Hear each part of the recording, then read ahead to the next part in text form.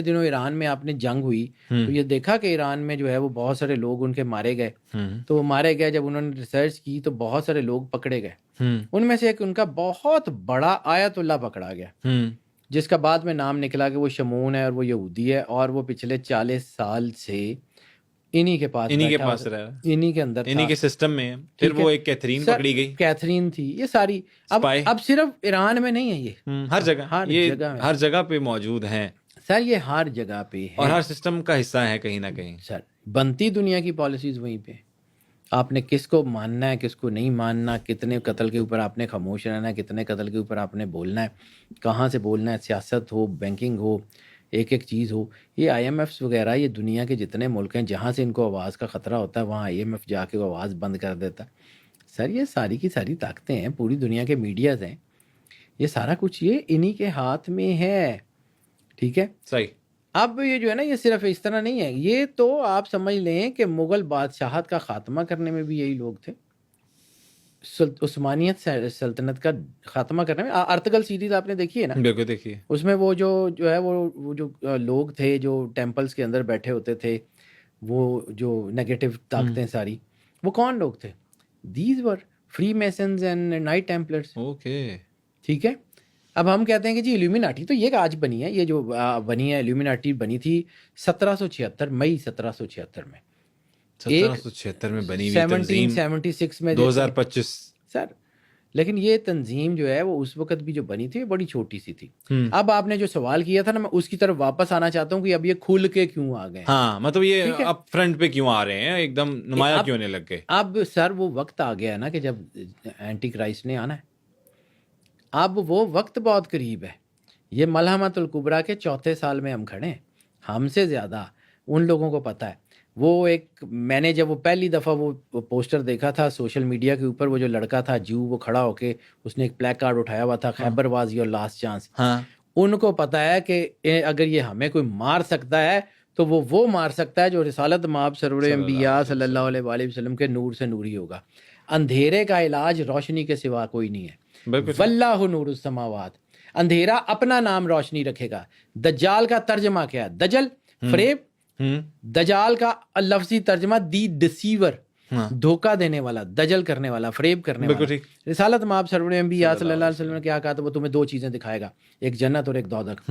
جو جنت ہوگی وہ دوزخ ہوگی, جو دوزخ ہوگی وہ جنت ہوگی. ٹھیک ہے.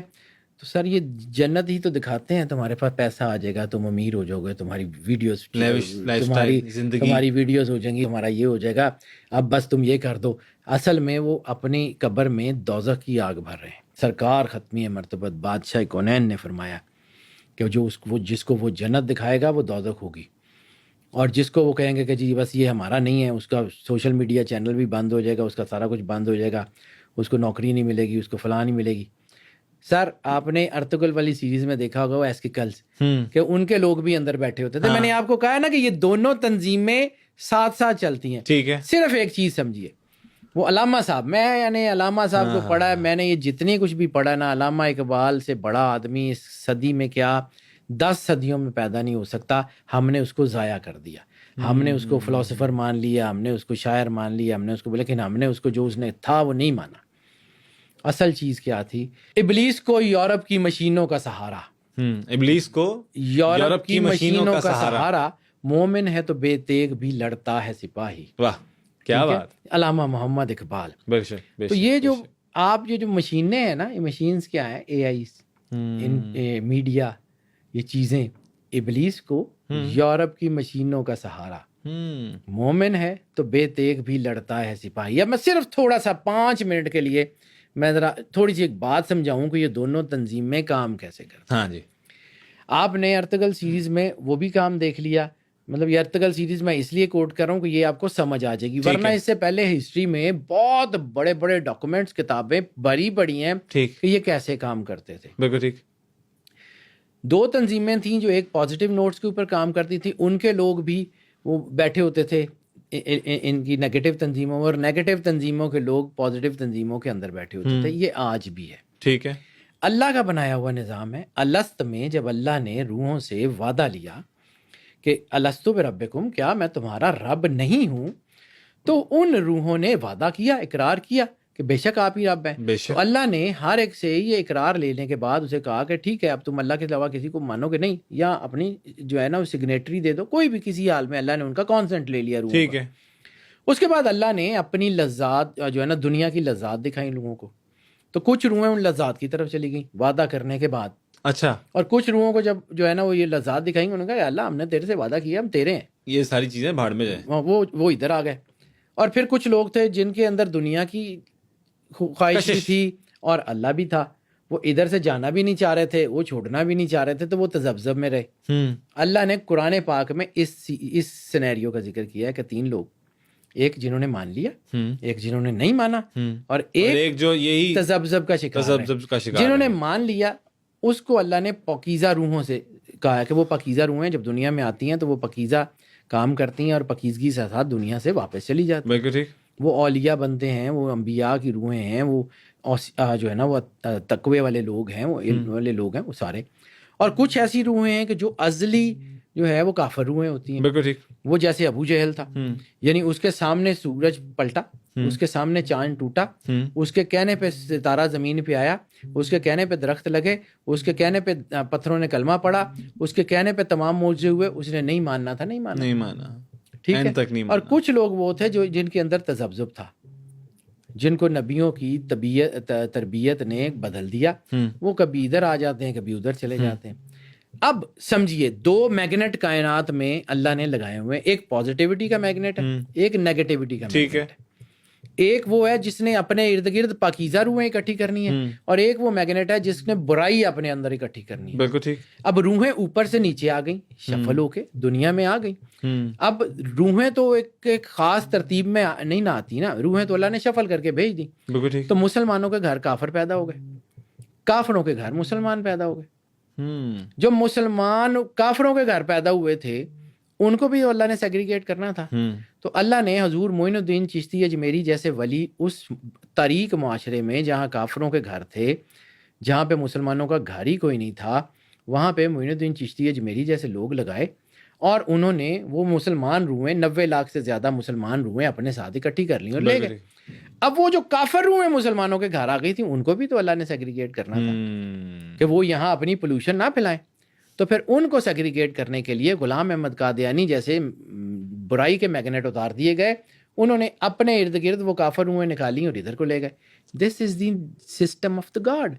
وہ سیگریگیٹ کر کے چلتا ہے. بالکل ٹھیک. اللہ کہتا ہے نا قرآن میں کہ اچھائی اور برائی مکس نہیں ہو سکتی. بالکل ٹھیک ہے. یہ اللہ نے سیگریگیشن کا نظام لگایا ہوا ہے. اب یہ جو دونوں چیزیں ہیں یہ علیحدہ علیحدہ چلتی ہیں. اب وہ جیسے میں نے آپ کو کہا کہ ان کے لوگ ہمارے ریلیجس سینٹرز کے اندر بیٹھے ہوئے ہیں. ٹھیک ہے. اگر آپ عراق جائیں یا سعودیہ ہی جائیں تو آپ کو یہ ساری چیزیں وہاں دکانوں میں بکتی ہوئی مل جاتی ہیں. وہ جو ہے نا ایک کانسیپٹ ہے, چاہتے نہ چاہتے ہم اس سسٹم کا حصہ بنے ہوئے ہیں. بلو آئی ہو گیا, وہ چیزیں ہو گئیں, وہ چیزیں ساری جو ہیں وہ ہمارے ہاں یہ موجود ہیں, اور یہ ہم جو ہے نا چاہتے ہوئے بھی وہ کر رہے ہیں. اب اسی طرح کیا ہمارے لوگوں نے, یا مطلب یہ جو پازیٹیو طاقتیں ہیں انہوں نے کچھ چوڑیاں پہنی ہوئی ہیں, یہ ان کے اندر بھی بیٹھے ہوتے ہیں. ایک کہانی آپ کو سناتا ہوں, لوگوں کو شاید وہ سمجھ نہ آئے لیکن مجھے وہ بڑی اس طریقے سے سمجھیں گے نا. حضور عثمان ہارونی, اچھا, خواجہ عثمان ہارونی معین الدین چشتی اجمیری کے مرشد, ٹھیک, انہوں نے ایک جو ہے وہ بہت بڑا جو ہے وہ ایک سمجھیں کہ آشرم تھا, اس کو بغیر لڑے فتح کیا تھا.